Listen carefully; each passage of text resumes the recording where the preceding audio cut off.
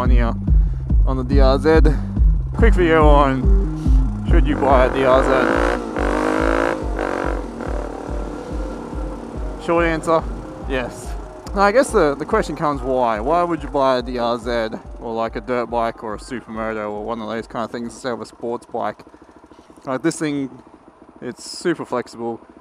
You can chuck the dirt wheels on it, go bush, go bush, or you can have the supermoto wheels on it and go up a hill, which is what I'm about to do. Second, they're pretty good on fuel. I mean, yeah, that one's easily better on long distances. But this thing for cruising around the city and stuff is actually a little bit better on fuel than the other one. That was the main reason why I got it. I thought it would be better than it is, but then I do wheelies like constantly, so that probably doesn't help. But I'm sure if you rode it more, I don't know, economically, it'd probably be worth it. And fuck me, man, this thing, just doing wheelies and fucking around this thing turns so many heads and people just love it. And hey, that's what I'm here for, entertainment. And having fun, of course. Why else should you buy a DRZ? They're pretty light. I mean, yeah, they're heavy for, you know, the whole range of bikes they're in, you know, compared to like WR450s and stuff.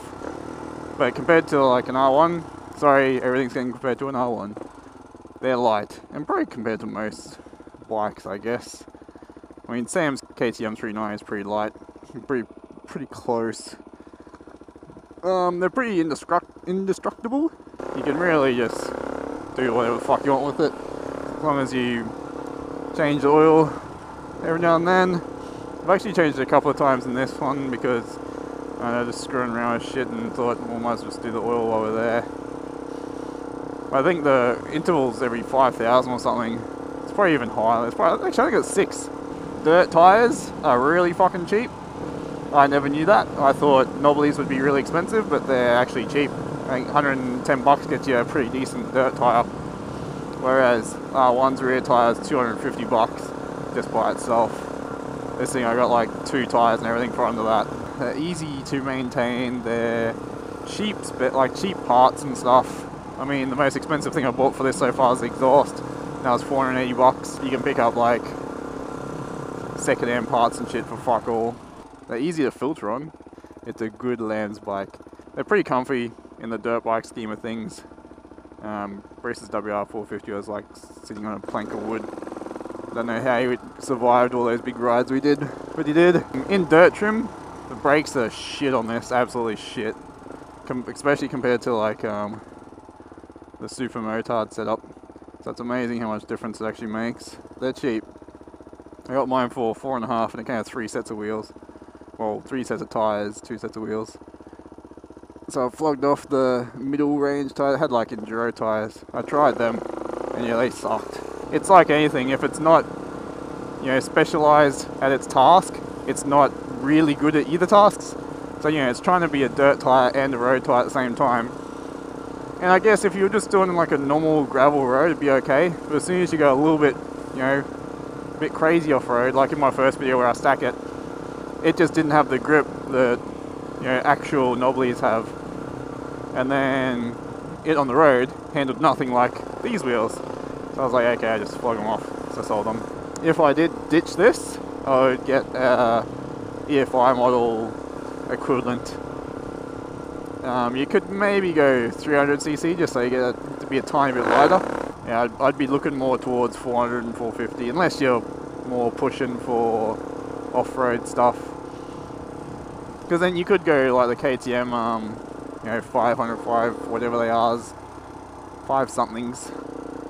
But they're more on-road based. And I just think they'd be a bit fucking mental off-road. But who knows, people probably do it. 400 seems good. And because they've been around for so long, any issue you have with it is online.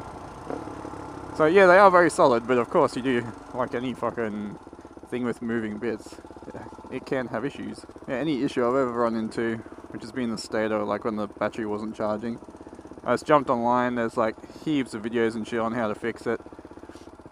Did it, no problem.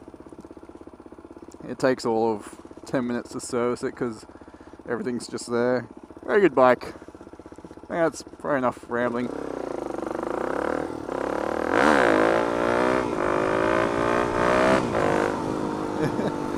Cheers guys, thanks for watching. Everyone go buy Super Motards. Oh yeah, and if you haven't watched him before, everyone go watch Jake the Garden Snake. He had an R1 back in the day and then got a DRZ, one of these things, and loved it to bits, then converted to a WR450. So a WR450 is pretty much rich man's version of this, but they also require a lot of servicing, and you can feel the difference too if you don't do it. So I mean, it doesn't use much fuel, much oil and stuff, but yeah, I think I'd just stay away from a WR450 still, just because I use this thing to go to work on, and WRs are a bit too highly strung, like for just commuting and stuff. Aussie R1, yes, I would not sell my R1, but this thing is fucking good fun too. Signing out.